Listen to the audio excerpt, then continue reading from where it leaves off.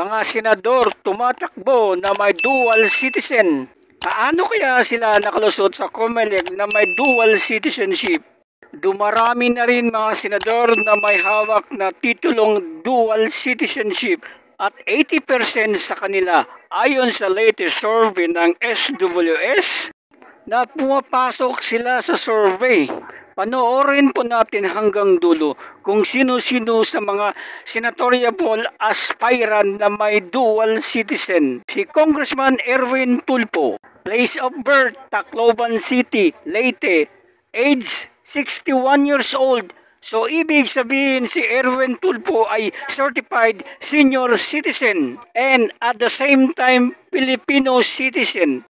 Amy Marcos, place of birth Mandaluyong City, age 68 years old, kaya certified senior citizen at the same time Filipino citizen.